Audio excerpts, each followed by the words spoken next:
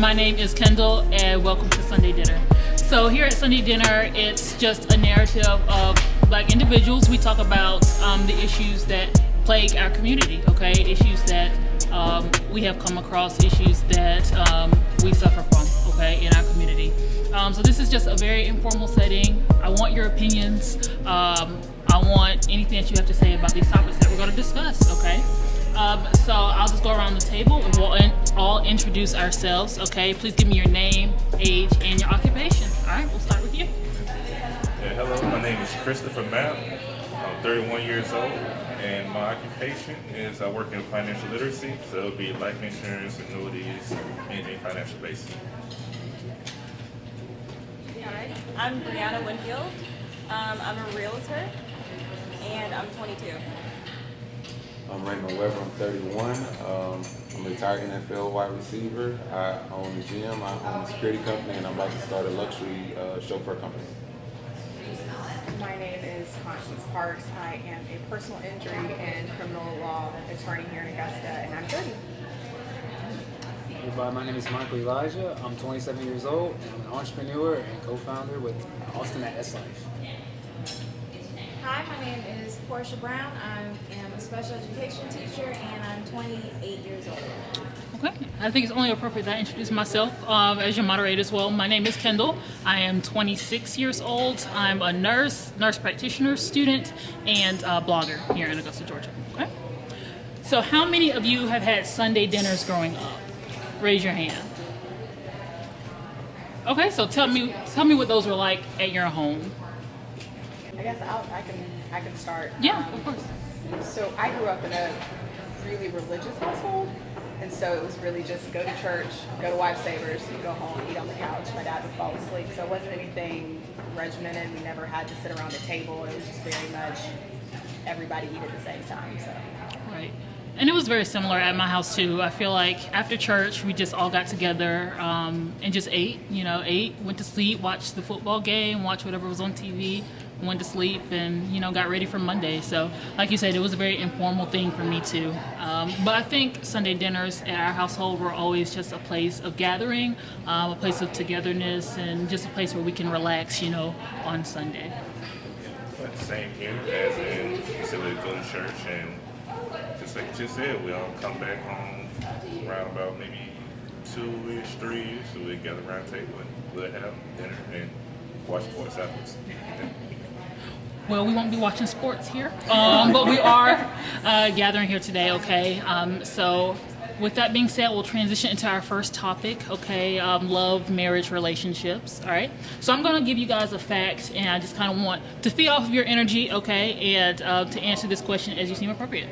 So it says in 1950, almost 80% of American households were married. 70 years later, it's only 50%. So that's unfortunate because Black men and women, it says, are married less than any other race, if we're even married at all. So this number is rising by the decade as far as the deficit in the percentage of Black men and women who are getting married. So why do you guys think that we as Black individuals are less likely to get married? One is mainstream media. I feel like back in those times, they made it a point to show the entire household, the Cosby shows, Good Times, like where you had a mother and father in the household. Nowadays, that's not the issue. Being single is popular. Traveling, getting flued out is popular. Living your best life is the most popular thing, and not that family structure. So they don't sell that family structure to us anymore. And then we also, on a governmental level, we grew up with them taking the father out of the house for so many times so you can get these benefits and stuff like that. You get your food stamps, your Section 8 when the father isn't in the house. So you got a lot of women and men who grew up watching their mother, live by themselves, so they didn't see, two parents in the household. So now they don't feel the need to have two parents in the household either. I definitely think social media plays a large part in it, especially if you're looking at specifically for Black love. You've got a higher number of Black women, lower number of Black men. There's a lot of social reasons why there's not a lot of Black men in the situation, but then you have, a lot of Black men, and y'all can obviously come in if you Yeah, don't need to, but please. you've got a lot of black men who see social media, and so they see options. It's almost like a buffet. Yeah. So you can have, you know, a good, decent woman in front of you, and it'll be like, well, what's next? What's the next selection? Can I get a side? Can I get a drink? You know. Right. So I also think that social media has played a huge role in it. Even when it comes to relationships that I've had, they've started off great, but then social media gets involved, and a lot of times, where are they at now? I agree. Yeah, I agree. I've seen that statistic, and usually it's white couples versus black couples, and that's usually how they go about the numbers. But I was listening to a podcast, and they ran another test, and it's not really that black people are not getting married anymore, it's that we're getting married later, because they stop the age at 30, when the majority of black people get married after 30. So I don't really know if less of us are actually getting married. I feel like social media plays a part in the dynamic of our relationships, but I do think that we end up together, maybe less, but I do think it's not as bad as the statistic makes it sound. And that's these fair. statistics really do kind of go overboard with some things, you know what I'm saying? Because, like we were just saying, some people just want to wait till they get, you know, a little later, they'll develop like a career or whatnot. I guess even when they do get to that point, it's like finding that right person. Like, that's the hardest thing. But some people just keep playing around until even in their 30s as well. Some people aren't serious, you know. So I definitely understand that. And then of course you got black male who maybe are in jail or whatever. Like, you know, it's like we're really kind of suffering a lot from just like lots of issues being thrown at us. You know what I'm saying? Never really had time to detox and heal ourselves. You know what I'm saying? Like, but ever since we segregation even ended or whatnot, we've been dealing with a lot of crap. It's never been like an easy time. Like, okay, you get a chance to heal a little bit. You know what I'm saying? Like, you know. Same thing that happened to Rodney King, and the same thing that happened to George Floyd right now. It's like seeing all this stuff, what it does to people, like on a psychological level. You know what I'm saying? Like, shoot, I don't know. I feel like people just aren't ready. It's just like, you know, like some scary stuff. I think also present day, because of the knowledge that we do hold as a black community and we know what's happening, it's harder for that type of stuff to affect us as much, because we already know what's up against us in this age. So, I don't know. The indoctrination through the years is we already kind of trained not to like each other anyway. You know, like I said, you have the social media aspect to say lighter is better, pink hair is not pretty. Like, just in general, anything natural to us is already deemed as not pretty by media. And once again, it messes with your psyche over and over. You see it time and time again. I think the general consensus I hear is that social media obviously plays a huge part in our relationships, in love, in marriage.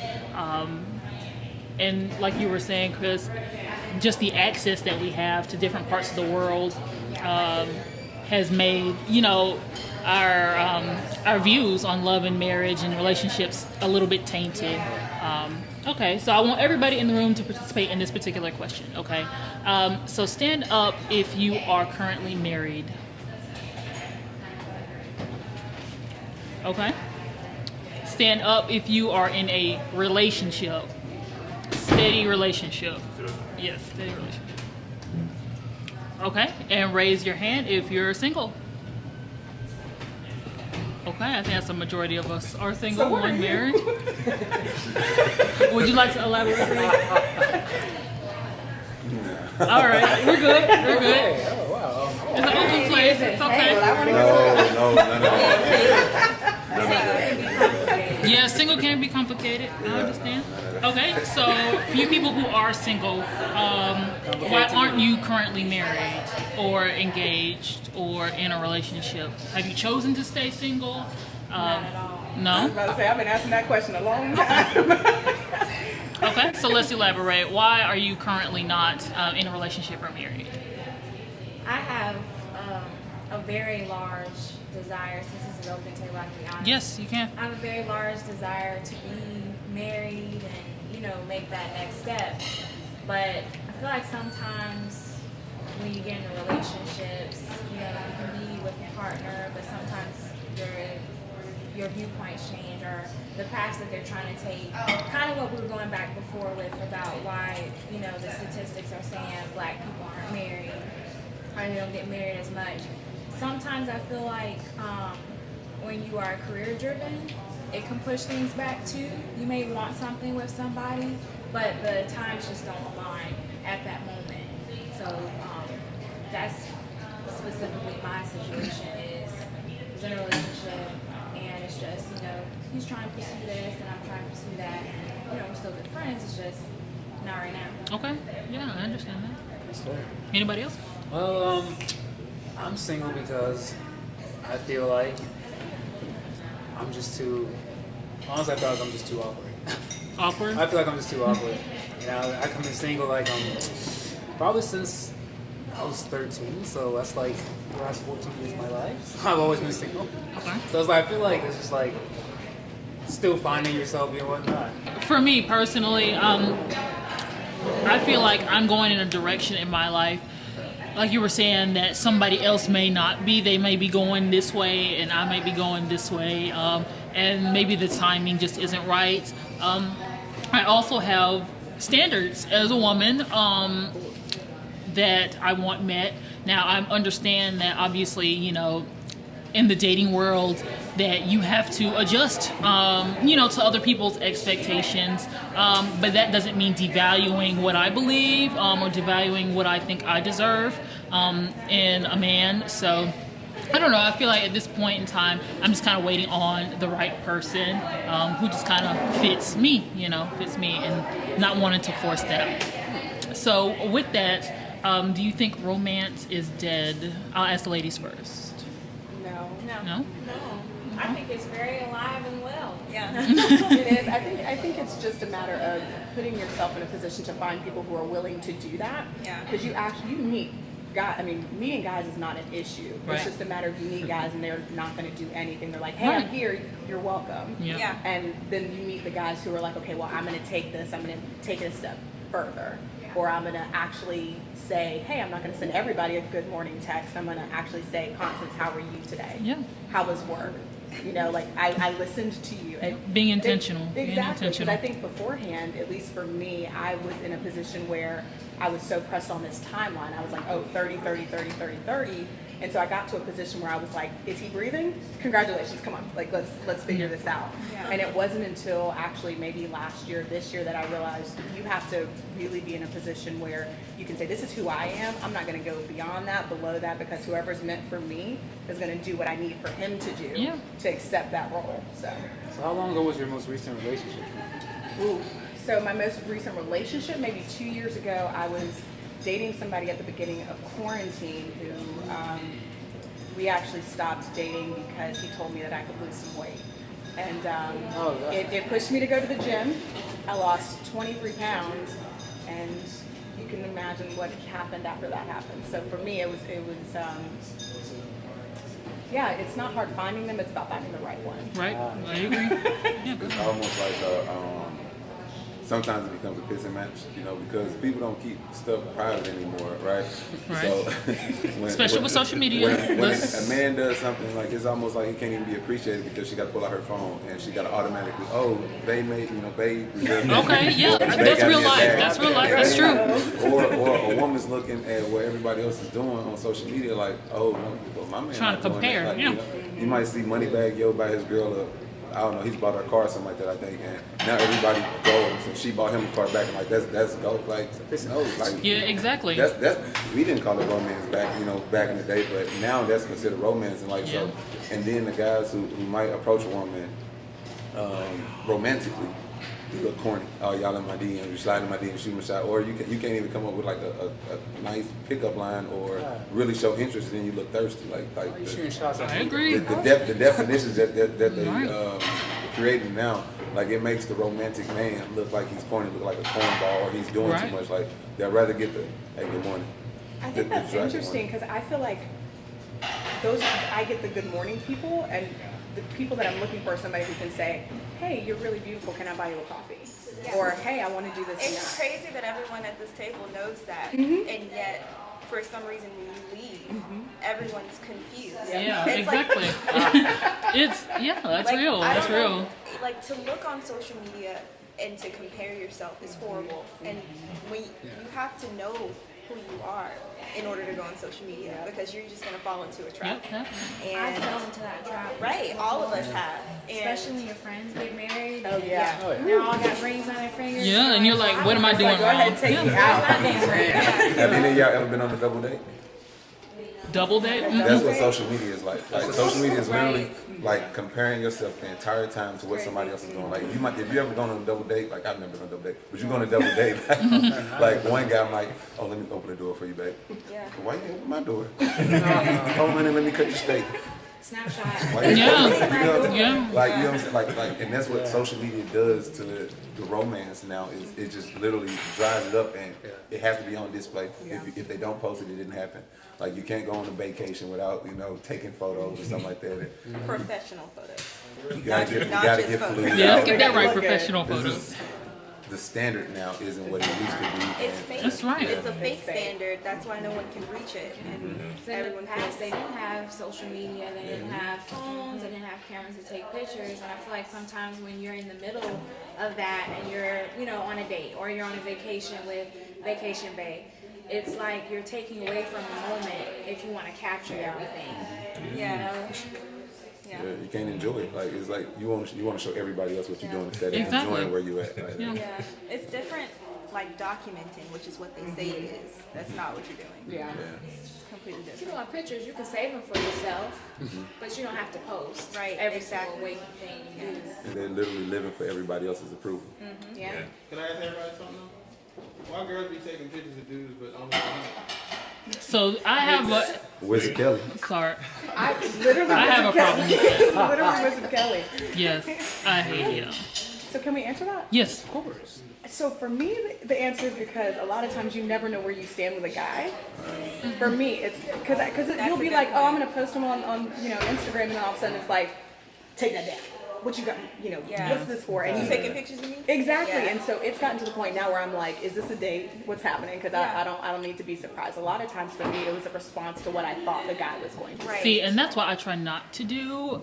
Is just to be reactionary. And just I'm a very blunt person. Yeah. And I've dated, and I feel like now it's just I'm asking the question: what are your intentions? First day off the bat, like, is your intent to get married eventually? Is your intent just to casually date? I mean, I feel like for me, my questions are answered when I ask the question. Absolutely. I'm tired of just like, I don't know, assuming, it gets messy. So for me, I mean, They it's tell you all okay. the time we gonna see. I mean, I'm really just trying to see what happens. I ain't Exactly. really looking for nothing. See, but if you're not looking for nothing, you're not for me. Correct. You know what I'm saying? That's like what I'm goodbye. saying. So I mean, better you tell me that, And let me make and the then let us decision. move on. I mean, maybe we can be friends, whatever. What if But he it's not honest gonna with go past. And he says, well, I really, physically, I think you appealing, and what I've seen so far from you, I like, but I can't answer that question until I know who I'm, talking to, because I can tell you that I'm looking for a wife, but she might not be wife potential.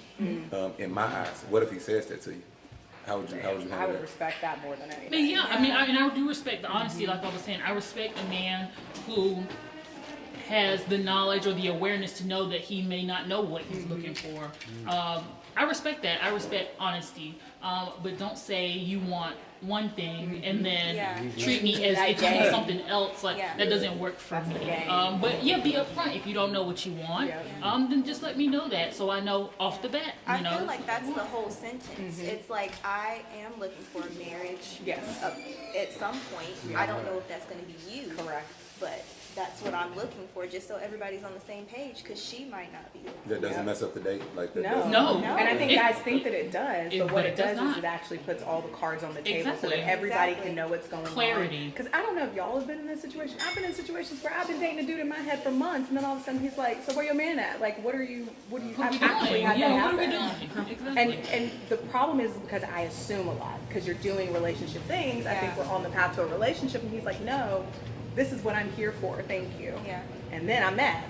And when I get mad, it's a problem. When do y'all feel like y'all exclusive with a guy? Like y'all can be dating, having sex, all of this stuff, and it in your mind it formulates into a relationship. Yeah. But no one ever is like, oh yeah, we Says together. it. It's like, Well, somebody needs to say it. Yeah, That's what I'm. When do Somebody y'all feel needs like to y'all say it. exclusive with the guy? It has to be said. On the flip side of that, though, I've seen women, you know, have conversations with men, and they're kind of like, "Oh, well, what are we? What are we doing?" And they're like, I'm not into nothing serious right now. You know, he's honest about it, and I feel like sometimes women feel like they can change a man's mind and his perspective. Like, okay, well, he just hasn't met me. He don't know me. Right. Like, True. Get caught up every That's time. honest. you know, That's honest. I'm that woman. Yeah. So whoever I am is going to make him change his Yeah. mind. Yeah. But when it doesn't happen, then you get upset with him or you feel Yeah. attacked. But it's like, but he told you what he was going to do day in the one. beginning. Right. And you should have took it for his word. Yeah, at that point, you're just not listening. Yeah. Yeah, you're just not And I listening. think it takes time to get there because I know I used to never listen to guys because I thought I was so great, but then you get hurt over and over again, and Yeah. then eventually you're like, all right, Yeah. all right. We've all been through that stage. Yeah. Yeah, I guess. I have a concept on that. It can work depending on what kind of person that, I guess, the one who's being asked the question. I like her, I like her around me, but at the same time, if I would really say, look,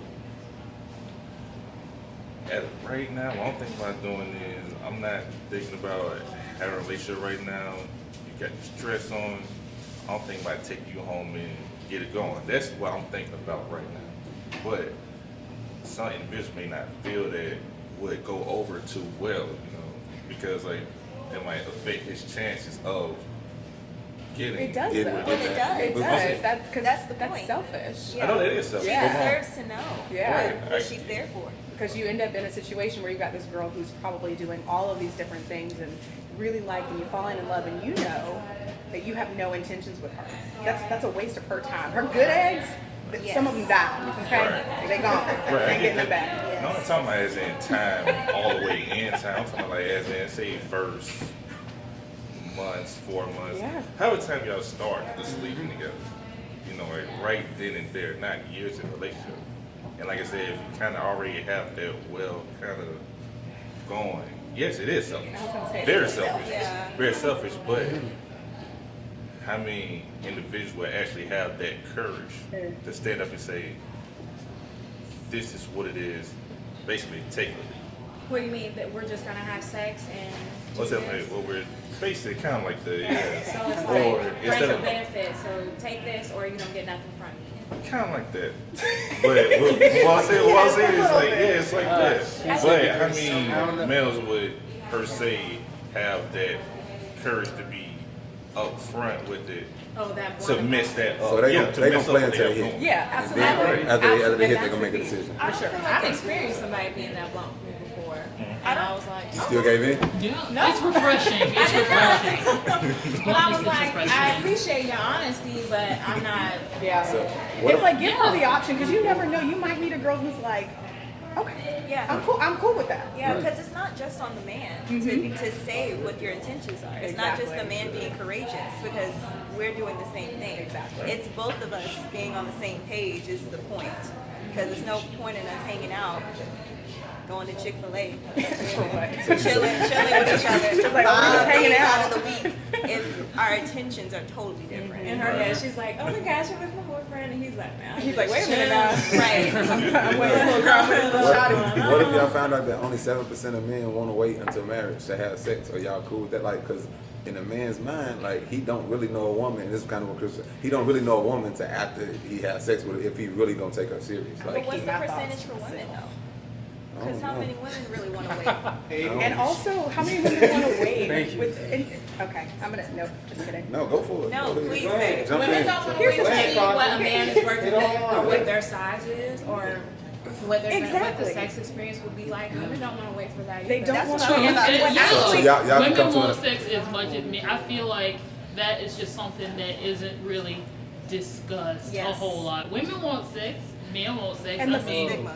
And it's I'm a gonna fine. say that I would go on to say that I think women are more afraid of this scenario because, in my experience, guys talk a lot of trash they can't back up. So what happens is you get put in this position where they're like, oh, I need to see what you got going on. I need to see what you got. And then you be up in there like, bro, you wasted everybody's time.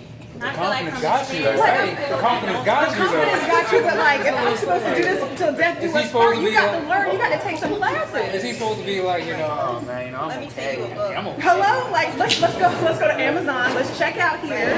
So y'all ever told a man that his sex is wet? And you know what happens every time? They get their feelings hurt and then hurt. Okay, guys. All right. Before we transition into the answer to this question, we just want to take a second to thank our sponsors for sponsoring this event, our Sunday dinner. So please go to sundaydinneraugusta.com to check out our sponsors. Okay, we'll be right back. What's up, everybody? This your boy Austin Jackson from Sunday Dinner Augusta. I am the producer of the show you're watching. I hope you're enjoying every second of it. And I just took time because we needed to acknowledge our sponsors who help make our lives easier during this show. So we want to thank Portia from I Can Speak Too, Jade from Sweet Therapy, Roderick from Angel Audio, Ian at Georgia Shift, my aunt Karen Lombard at Gold Honey, Ebony at Ebony Flowers, and Cheyenne at DuPont for making this a wonderful, wonderful experience. Y'all, we couldn't have done it without y'all, and hopefully you're enjoying the show.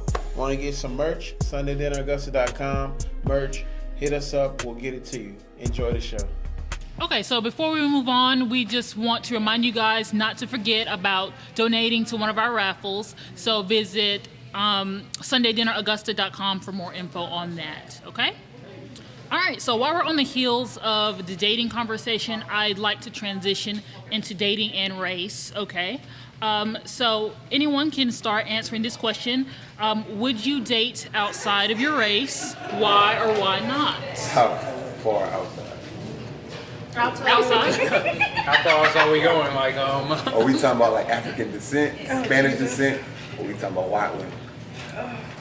Any of them. I mean, any of them. Whatever I you dated a think. white guy. I would date outside of race. About 4 years ago. I wouldn't do it any more now though, because that situation really taught me that there were ways that we weren't going to be able to connect emotionally and intimately, intellectually, just because of our cultural differences.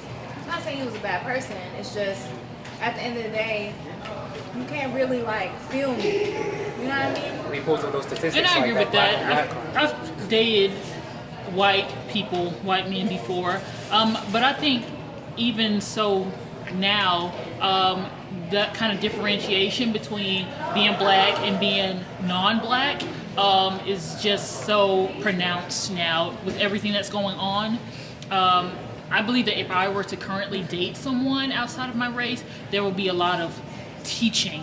I don't want to do that. Yeah. I don't feel like that's my responsibility as a black woman or someone who is pursuing a relationship with someone who's not of my color, to teach them about what we have gone through as a black race. And I feel like that's draining. As a black community. Yeah. So that's what I say. I feel like from the outside looking in, just observing, it's kind of like that culture difference. Like it's really big. Like when you're talking about topics and stuff like that, like it's really a big difference. Like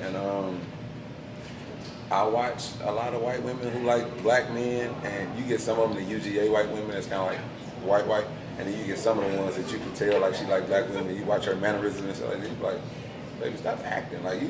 Like they do Perform. They do too much. Like that would get on my nerves. Like I was like, nah, I mean, be your genuine self. If that's who you are, be who you are. Don't like they can sympathize with what you go through, but they can't understand it as a black man. And then, and two, this is something I hate. Like I just have to. Black men with white women, like they're the most overprotective people in the world. Like if a black man has a white woman, it's almost like he got a BMW. Like he's just protective. Like if I walk by and he feel like I'm a threat, he gonna grab her a little bit harder. He gonna start kissing her and stuff like that. It's the same thing that studs do when they like with their women too. Like if they see a man that they feel like a threat, they gonna grab him a little harder and pull him. But I don't like they feel like it's a token or something like this. It's a status. Like and I don't understand. Like I don't understand why they do it. But I mean, we go out right now on Broad Street and we can walk and I'll show you. You like, damn, that shit kind of weird. Like that black man can grab that white woman like a little closer, and you don't see it like a black man don't do that when he with a sister. Like he don't have to like because you know what I'm saying, like the mental thing is different. Interesting. In itself. Okay. Interesting. Really interesting. Think about that. Oh no.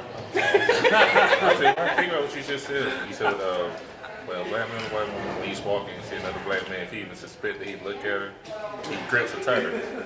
I was thinking about kind of what we were saying earlier before break, with the whole indoctrination of lighter is better off of social part, to a point that I like to call what I call it the green eye monster, basically. It's like pretty much the same thing, like this is mine. Or like that movie White Chicks, it's like, nah, this is mine, you gonna get your own. Yeah. You know what I'm saying? Like, this is my trophy, this is my queen, I don't want you over there. I got this because like that throughout the years of slavery, once again, that white woman was a trophy regardless if she's looking like a pit bull or whatever. You know what I'm saying? But he has that and it's, like you said, awakening the green eye monster basically. Yeah, I feel like there's different groups though. I feel like there's genuine groups who just fell in love, and then you have the other group. Exactly. And I don't want to exclude the genuine group from the conversation because I feel like it just happened and it is what it is, and then they work through the issues because it's going to be issues regardless. So it's like, it's just what you choose to do for the person you fell in love with, and that's the genuine side of it. But you also have the, you know, the other side. The fetishizing Listen, side. The fetish, As a trainer, I train a lot of black athletes, and I get some of them, and they have flat out said, if it ain't white, it ain't right. And I'm like, what the fuck? Like, excuse me. I'm like, what the fuck? Like, oh yeah, I don't like talking to black women because they too loud, they too ghetto, they mean, they talk with their hands. And I'm looking at them like, you ignorant motherfucker. Like, literally, like I'm disgusted. And then with a black woman here, they like, you think all of us like, and of course I'm gonna have an attitude now. And they be like, she just like what I'm talking about. Right. She gonna have an attitude. You just disregarded a whole motherfucking like gender. How do I want to say it? Like nationality because you might have one bad experience, or because you like a generalization. you like your woman feel inferior to your somebody else. It's all about the and media. stereotypes, and it's just so many different reasons. Like, just be truthful with yourself. Yeah. You ever seen the movie The Brothers with Bill Bellamy, and he was dating the one white woman, and he had her like at the diner, and the black chick came up to him, and I think she was a judge. She came up to him and said something, and the white woman was like, "I'm a karate on your ass," and he was like, "I thought you would be different," and she was like, "What does that mean?" That's what I was gonna say, because like you just think that that's not how she's gonna react, because she might be the most ghetto out of them. And you just thought that because of her skin color. It's an issue all the way around. Like, it's just a problem. I think white women are more considered like more passive, and black women are more aggressive and angry. And, you know, that's the biggest stereotype ever. It is. It's tough because and I hate it so much. We have a right to be angry. That's the thing. Black people. But that's a different topic. That we will get into, yes. A woman gonna be submissive for a man. Like if you're a man, like of course you're gonna get some kickback. Like she's not a robot. She's not gonna agree with everything you say. Yeah. But if you're a man, she's gonna follow you. It don't matter what her skin color energy, is. she's gonna respect that. And I think a lot of times it comes down to men not being confident and comfortable in who they are. Yes. I'm just gonna say it, you know, straight up like it is, because when you get people, especially athletes, and you know, I grew up in Columbia County, so all of them kind of felt the same way, where it was very much like, you know, we would prefer this race over black women, and it's just like, well, your mom's black. Yeah. You know, I'm confused at where we're getting down the line, and what it is they're not comfortable and confident enough in themselves to feel like they're going to be able to be a man with a woman, and that to me is the real tragedy, because it's hard to, once you meet people like that, it's hard to kind of separate them and to find, because think about it, every woman here I can already tell just based on how they're acting are strong women. Right. So then any man that they choose is going to be incredible. A strong man. A strong man. Like I say all the time, my favorite superhero is Thor, so I consider myself, is it really? I consider myself like Jolnir. Like that's how I see, because whoever possesses me can possess the power of Thor. It doesn't mean that I'm going to give him that power, right? But it means that I'm a tool that he can use, but only the worthy can pick it up. Right. So I definitely think that comes into play when you're talking about men who aren't confident and comfortable in themselves. And I feel bad for those guys. It's stupid. You don't like Batman? I don't like Batman. Batman can pull up in a lamb. Batman is also just as rich. Batman uses women. I was like, Batman he has no power. Or actually, He's got money. actually women use He's got Batman. money. That counts. But like, Hey, dude, what I was about to say, don't get me Batman? started on Superman versus Batman, because that would have never happened in real life, okay? This is basically Exactly what I'm just saying too. So like, speaking of which, we know it's been a crazy summer, especially like you were saying, Mike, with Breonna Taylor, George Floyd. So we do want to discuss race, obviously, as we are all black individuals and we have perhaps in some form or fashion experienced the effects of racism, particularly this year. So do you think the outcome would have been different, for instance, with Breonna Taylor or George Floyd, if those individuals were white never or got that people far. of non-black, descent, why or why not? I believe so, 100%. Yes, I believe that would be totally different. And from my understanding, that when we go, especially when we go towards Breonna Taylor, so the only charge the officer had, well, the only one that I understand that stuck was because his bullets were in the wrong apartments, basically. yeah. Like, that was his only thing. Yeah, so what happened was they actually went to the grand jury proceeding, which if y'all want me to talk about it, I can talk about it, but I'm going to just gloss over it. Essentially what happens in that particular scenario is that the district attorney has the option of what they're going to offer as a charge. So when the jurors came out, they actually said that they were never given charges of murder, they were never given charges of aggravated assault, anything like that. So the only charge that they were given was the endangerment charge to the people in the other apartments. And that's because the district attorney there, who I can't even remember his name because he's completely useless to me, but he wanted it to be that way, so he made it that way. But if Breonna Taylor was white, if she was light-skinned, I honestly think they would have done something different. They didn't, it was almost like her life didn't count, right? So as an attorney, I knew the outcome already. Step one, I was like, they're going to try to not make this stick. Where the district attorney messed up is that whoever was in his jury pool, they stood up for her as best as they could by trying to appeal to the judges and things, which I've never even seen happen in my years of practice. So in that situation, that was one of the hardest things to watch, because working in the criminal justice system, you know what's going to happen, but it's hard to explain that to your people, right? Like, it's hard to explain that to the people who you see every day, because everybody's like, oh, this is what it is, that's what it is. And bottom line, if he wanted those charges to be murder, he could have made them that way.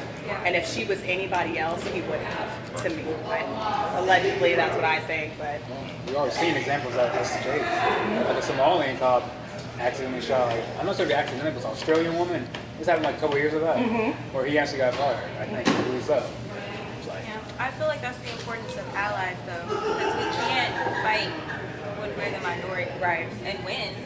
You have to have people on all sides working with you in order to get anywhere. That's a In good, our scenario. That's a good point. But also, everyone's kind of looking out for themselves as far as the group mindset. You know, every group, like, they teach their kids, okay, you know, when we have this bag, don't F the bag up, right? Don't drop the bag. So it's like, everyone has to, like, understand that. At the end of the day, you know, it's like a business. You know, your country, your people, whatever. Like, everyone's trying to, like, make sure they're good. Yeah. When they pass on a legacy, you know, it stays like, I mean, that's not about being racist or being something mean-minded. That's just being, you know, we gotta survive. So, like, allies really, it'd be a good point if they really were, like, about helping, you know, us. Listen, white people respond to fear. Because I know also Hispanics, they identify with being white, too. They respond to fear, right? So, you've seen it. You've been in the grocery store, little white kid disobeying their parent, like talking shit to their parent. Then their mom like, all right, I'm gonna get Freddy Krueger, and they fucking scared of Freddy Krueger. Something that's never done anything that they see on TV. They respond to fear. So when they do something to us unjust or something like that, and all we do is walk around with a sign that says no justice, no peace, that's not doing anything to them. Like, we're not upsetting them. Like, we're not bothering their life. If we went outside right now and we walked down Broad Street with shines, all they're gonna do is take their ass down Green Street or down Reynolds. Like, we not doing anything. You know what I'm saying? Like, so Pretty much. I agree with that. Once you start looting and rioting and actually fighting back the NFAC, like, you got guys like that that's like, oh, they ain't taking your shit no more.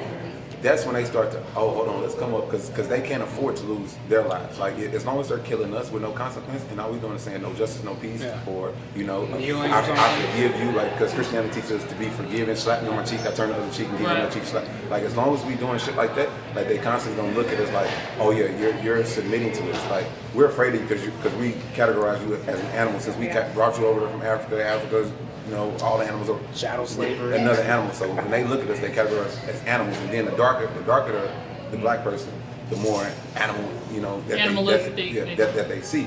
So when you do that type of shit and they look at you, they're like, all right, Diondra Taylor, she's a dark skinned woman, so fuck what she got going on. How many times have we not let ourselves get slapped in the face with that type of stuff?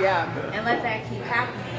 It's like you just said, the rioting. I feel like the rioting, the protesting, I feel like it doesn't even matter. It's not getting a solution across. You know what we need?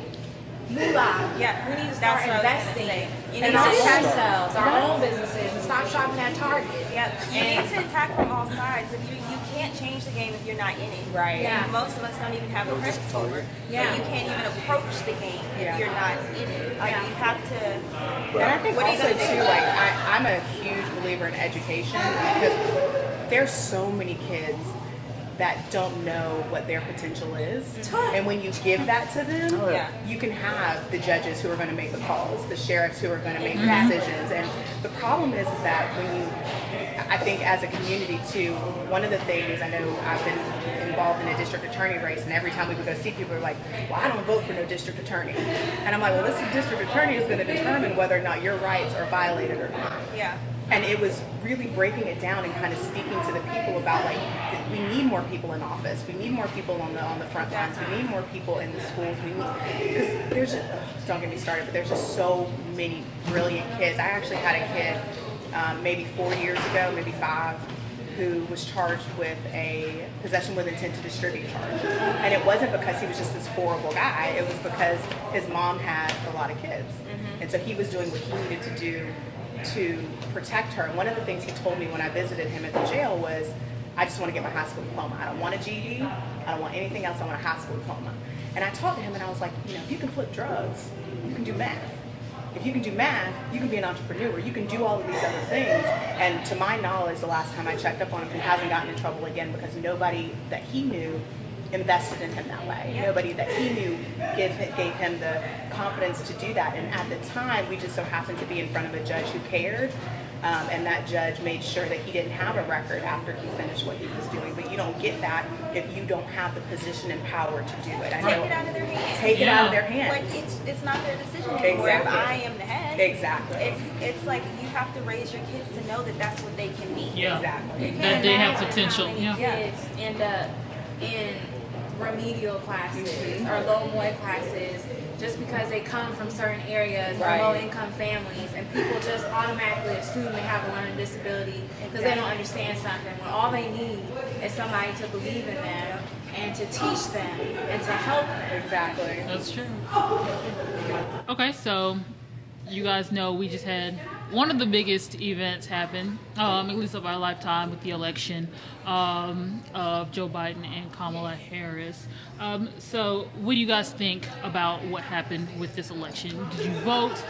Do you think anything will change? Especially while discussing, you know, the summer that we've had with, you know, the racism, the individuals that we just discussed. Do you think that racism will ever go away? Or if it's something that we just have to deal with? Is there anything that we can change? Is there anything they can change to make it a safer world for us to live in? I feel like racism started, they hated us for nothing. Literally, we done nothing to these people. We never raped their women, we never beat them, we never put them in shackles, slaved them. And that's what we were talking about, Mike, with it being about an economic thing. It was about owning slaves. It was about making money, having labor. It was never about them hating us for our skin color. It evolved into something. Because of fear. Yeah. I feel like fear is what you can't be. Yeah, you envy. You hate what you can't be. And I think that they saw something in us, so they decided to contain Of us. course, they're still like uncovering secrets in in Africa. Like, oh my gosh, this was here 1,000 years ago. Like, there's walls like even more magnificent than the Great Wall of China. Like, there's some nice architect in Africa. They're like, wow, these people weren't just in mud huts. Man, listen, it's so many reasons like why that. they hate us. It's 6 black women in here right now, and it's 5 different hairstyles right now. Look downstairs. They only can wear 3. Literally, they can wear their hair straight. They can wear it curly. Or they can put them up in a ponytail. Ponytail. You get what I'm saying? It's on. They're so limited in shit that they can do, and they can't stand it. Versatility, yes. Black people are so Because versatile. you can have 6 shades of black in one room, 1 shade of white. You can tan it, but it's going to eventually go back to the same Then shade. you got not pale. I'm born dark skin, you born light skin. Like, we all come to different. Like, it's so much more to be a black person. Variety of black. And they hate that shit. Like, the person who started racism hated that shit. Look at them over there just enjoying, like, looking good, like they know. Pretty much. They hate us, but in all seriously, I don't think racism will ever die. Because it's a status level, and they got to have somebody up under them for them to feel powerful. Like, they got to constantly keep pushing us down for But them to have power. that's saying that they will always be in power. Because that's the only way racism is a thing. It's if they're always in power. I think And there'll come a can't- time where it changes. Right, and Yeah, I can't empires say that rise and forever falls, they huh? will be. I feel So like it's- racism will always exist though, because even if their power is taken, people can still have, Prejudices? feelings. They can still be Discrimination. prejudiced. I think have feelings about the color of your skin tone. So regardless if the power shifts, I feel like there still might be. Yeah, it's definitely not going Levels, anywhere because yeah. we're human. Yeah. It's Right. not going anywhere no matter what happens in the Though it's society. different for each people. Because I know black people ain't doing stuff like you see in shadow slavery. Like, they were eating with people. They were taking their hair and putting it into like furniture and stuff.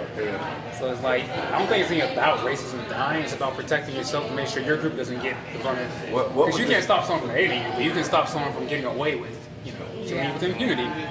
You can't stop that. Look at the Jews. I mean, But there that is goes no back to worse- the education piece. You know what I'm saying? Having us be more educated about politics, about the system, about us being in positions of power in order to prevent these things that we see that are happening. That's what I was about to say. Capital. What does power for black people actually look like in America? Do we control the government? Do we control the police department? Do we control our local municipalities? Like, what does it actually like economically look like? Because we can be like, because I can be like, all right, I got this black business, I want you to come shop. But all the white person, if you got a white-owned business that it might be a chain or something like that, and they have cheaper prices. And for the black community, like, to actually stick together and say, no, I might be paying $10 instead of $5, but I'm a shopper because it's black. You won't get a lot of people that, no, listen, Walmart got what I need. I go in Walmart. Asian shop got what I need. Got I the Amazon come in 2 days. Now. We need people of color in power, and it has to be about money too, because the People of color. LGBTQ community, they did not get same-sex marriage because Barack Obama had a change of heart. It was because they had the money to make him do things. And I feel like we need people in positions of power that are of color They're black. and that have money, and we need to unite together to make those decisions. Would y'all be surprised if I told y'all that strengthening the black dollar also strengthens the white dollar? So if Chris has a business across the street, right, and you go in there, you shop at Chris' business, his landlord's still white because we don't have people who own the properties. Well, that's the And that's the point. thing that Yeah, we need to do. that's- We need that's to what be we have owning to do, homes, right? And owning it's almost owning like businesses. you have to tell the kids that it's possible. 'cause Yep, it's out of instill it in our hands children, Now yeah. we can only try to make stuff better for the next generation at this point because we know the game. You have to be. That's the same point. You have to be in the game. Unless you plan on, you can't change it If you're not. if you're not a player. Yeah. So and until we are, and I mean like a big player. Big like A big player. Like you have to have, like you have to hold stuff over their head. It's you have to play their game in order to change it. And don't sell You what you even- own. Yeah, and it's taken our parents so long to even know that there was a game because of the setbacks. Yeah. That it's just, Our parents were taught to go to work, Yep. to Go to sleep. Exactly.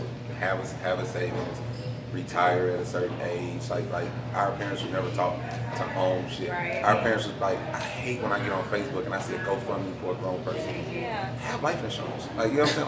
Like, talk to Chris. Right. Like, literally, you get a policy for $20, $40 a Yeah. month. Like, Yeah. that's how you leave generational wealth. It is. Exactly. And And it it's- took me a long time to figure that out. That Yeah. whole life insurance thing.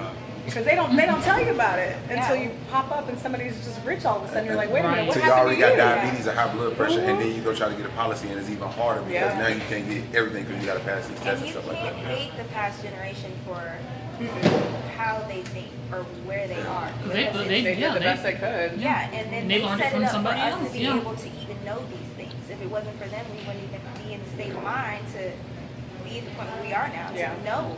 They were happy to have a job. Like honestly, like to be able to provide food for their family, they was just happy to have a job. Like nobody told them like you should go own their own shit, but to really push us ahead, we gotta break this shit all the way down. We gotta start developing resources. Like we gotta have construction companies, people who sell like the products. Like black people gotta be able to sell the wood, the brick to build the buildings. Then we gotta have black realtors to go out there and sell it, so we can own it. Like we gotta break that shit all the way down. Because if you don't, you gonna be like, damn, you know, Everyone else this black is dollar, doing this black dollar. And then you Yeah. find out that they bought all the wood and shit from a white-owned company. Like, God damn, we gotta start again. Like, so we really gotta like start to break the shit really down to strengthen the dollar in our own communities, and we gotta really truly shop with each other. Like, I think that's the beauty of at least our generation, because we know these things, right? Like we've learned it, our parents may not have known it.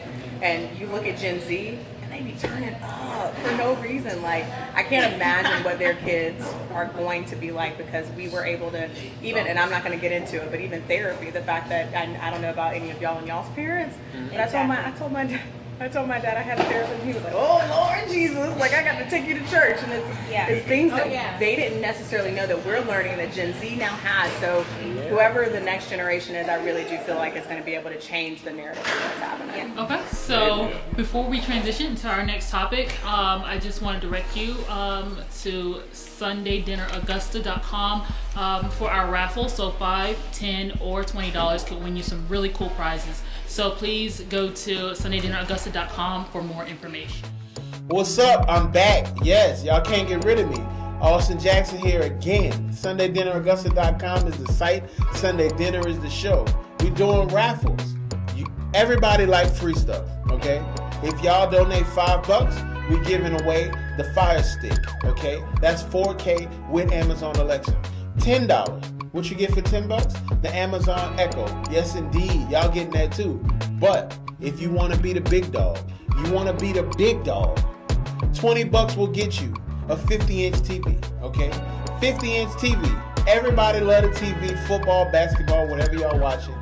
Get in one of our raffles today. You can go to SundayDinnerAugusta.com. You can donate via Cash App, PayPal, Venmo, Cash. We take everything. Back to Kendall. Thanks for watching, y'all. So how many of you guys are college educated? Raise your hand. Okay.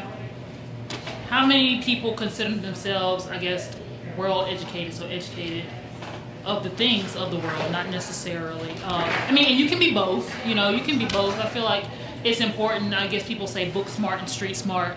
It's important to kind of educate yourself on the things of the world, the things that are going on in the world. I feel like there are a lot of people who are ignorant. I don't mean that in a bad connotation, but just ignorant of the things that are happening.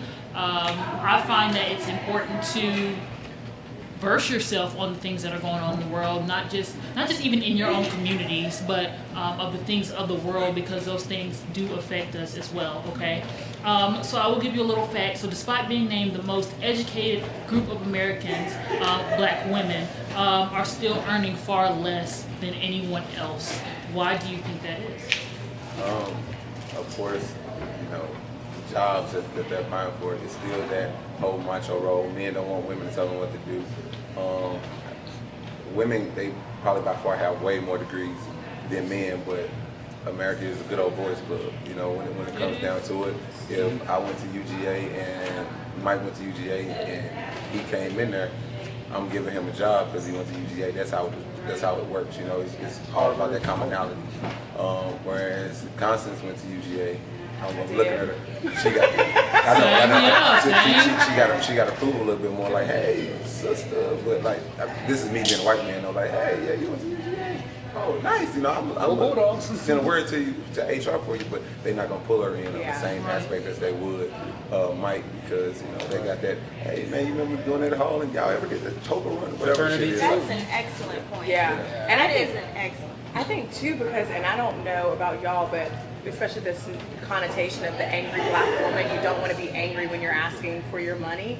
And it took me a really long time to get to the place where it was like, no, I'm not angry about it, but you're playing with my money when I this is have what I worth deserve, more than yeah. this, so this is what I need to do. So I think that has to do with the way that you were raised and a lot of different factors that go into it, but trying to combat that narrative, I think automatically makes it very difficult to approach somebody and say, this is what I think I'm worth, this is what I deserve. And I think black women are battling two aspects of it though. Like we deal with the man being above us, but also feel like we deal with the white female being above us, because I feel like I can sit here and have a master's in education, but if my friend Sarah has the same degree, I feel like she probably would be more considered for that job, and she might get paid more money than me. And I feel like the same way with the male. They're going to get paid more than me. To spin it off a little bit, I'll tell you, like now you see me in 2020, I got tattoos on my hand and my hair is longer. If you saw me 3 years ago, I wasn't like that. And you know, I was clean cut. That's why I asked the question, like why y'all had y'all hairstyle the way y'all had it, like earlier when we were just in the break room. Because I felt like, you know, I was in corporate America a while back, and I had like facial hair. People like, you need to shave. What I need to shave for? You need to make sure your hair is well grown. For what? You know how it is. But why is it like that? Right, Why is my appearance straightening to them? You know what I'm saying? So the same thing y'all go through, but we go through it, but not as harsh as black women. But I mean, they look at me. I'm like, shit. If I got these degrees, my resume is good, but they still not gonna hire me, or I still gotta compete against a lesser white man because I'm black. I might as well just be my authentic self. Like I might as well be free and who I am and expressing myself. And it's crazy because corporate America has this stigma on the angry black woman or the aggressive black man, and you have to damn near look like Ben Carson or talk like Ben Carson for you to move Or up. please the white man. Yeah, I It agree. takes a lot I to agree. get away from that. I think a lot of times what you see is the people who are the freest either work for companies where they're just kind of like, hey, you do the work, you do what you need to do, or they work for themselves. Entrepreneurship. Otherwise, you're in line. It's almost like that first point that you made. It all blends into that. The commonality, like the fact that I don't know what to expect from you, even though you have all of this. I don't know any people like you. So it's not the person that I see that looks like me. I'm gonna pick her over you, even though you're more qualified. And it's very human when you think about it. Everyone looks out for their own. Yep. Constance, can I ask you a question? Yeah. I was thinking about it yesterday with you being an attorney, and we were just talking about hair and things of that nature. You had a different hairstyle yesterday. Yeah. Your hair was pink. Yeah. Do you feel like you could go into your office and work with others and not be criticized because of your hair, or? So I could, but that's just because I work at a firm where honestly my boss is probably the greatest human being I know. So I could do that going into there. Now going into court with pink hair, probably not. Yeah. But I can wear my natural hair. I've never had an issue, at least around here, going into the courthouses. What I will say is the judges will be like, I don't know who this person is. But once they figure out that it's me, I've never had an issue. I was always, when I became an attorney, I was like, what I'm not going to do is be in blue suits and black suits and beige. I wore hot pink. I wore leopard. That was my style. Yeah. And I had employers in the past who had an issue with it, but never the judges in the circuit here in Augusta. And then when I started doing private practice, it was just never an issue at all. Even for Halloween, I wore a blue wig, and my boss was like, love it. Like, let's wrap it up and do it again. So, yeah. Okay. So our last question, guys, before we end Sunday dinner. What is your biggest dream? Whatever it is, for yourself, for the world, for your future children. What is your biggest dream? Mine is legacy. Like I want to leave a legacy to where when someone sees my kids, they like, oh, that's Randall Weber's daughter. You know what I'm saying? That's Randall, like I want people to, and I want to be eating at a restaurant and two people walking in and one person doesn't know who I am and the other person acts like it's the most disrespectful thing in the world to not know who I am. That's how I know I've made enough impact on enough people in the world to where people are like, okay, you've done what you're supposed to do, and I can see it in other people's success, not just my own, but I can see it. I can be sitting at the table with a whole bunch of successful people, and I had a hand in that, and that's where I see legacy. People like, okay, I can attribute a part of that to you. Yes, I want to be able to give scholarships, like, and not just like not the quote unquote typical, which is the highest GPA student in high school or the best essay.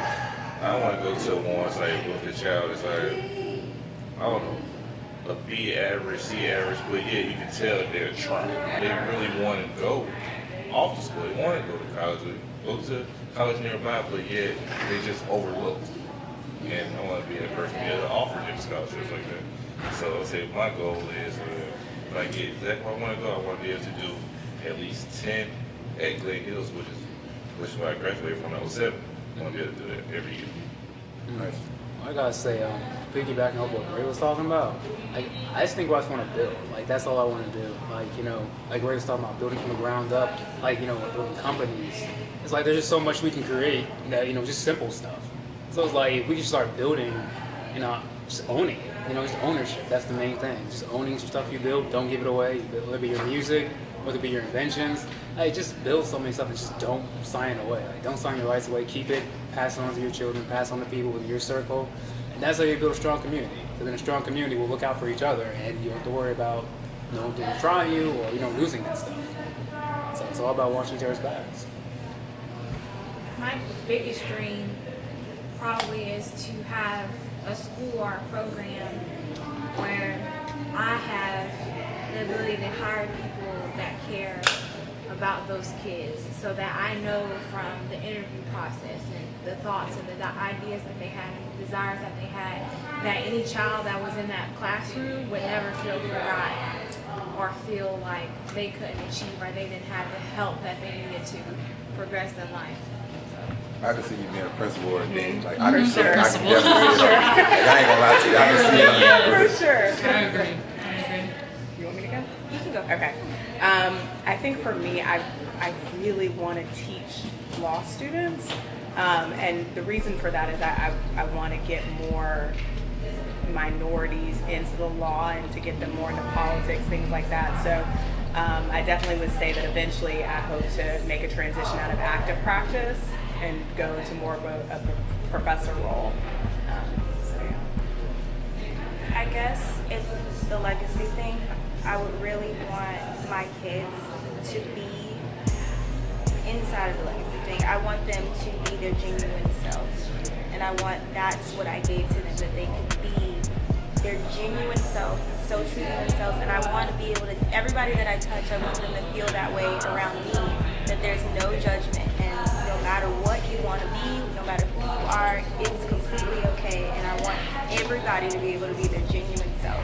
And that's the legacy that I want to leave behind, that she made me feel like I could say and be whoever I am potential to be, everything she was cool with. That's the legacy I want to leave behind. And obviously, from what I'm hearing at the table, each of you wants to just make a positive impact as a Black person within the communities that you're in now and the communities that you may go off to later on. So with that said, I think that concludes our Sunday dinner. So for official Sunday dinner merch, please visit sundaydinneraugusta.com. I just want to thank each and every one of you for being here today, continuing to make an impact in the Black communities that you are in. And I hope you got something out of this, got something out of the discussion that we had today, okay? So thank you guys so much for being here. And remember that the Black narrative matters.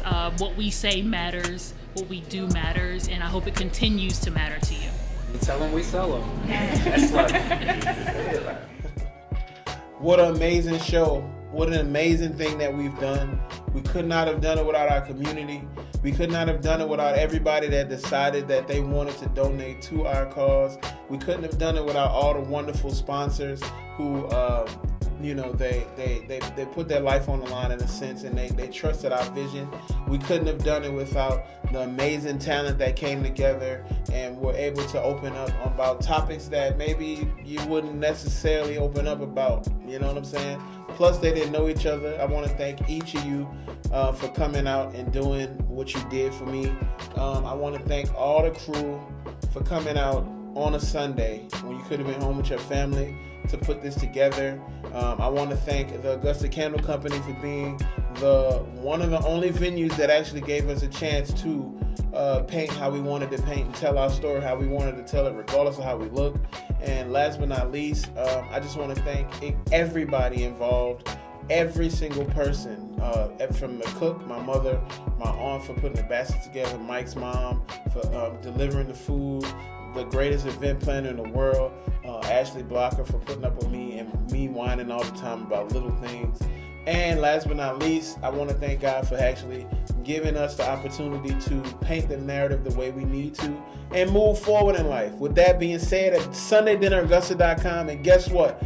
Go to my Facebook or YouTube right now as we will begin to stream the winners of the raffle. And we'll talk about the show.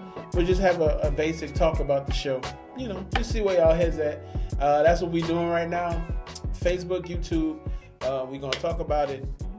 Head there now. Roll them credits. SLife.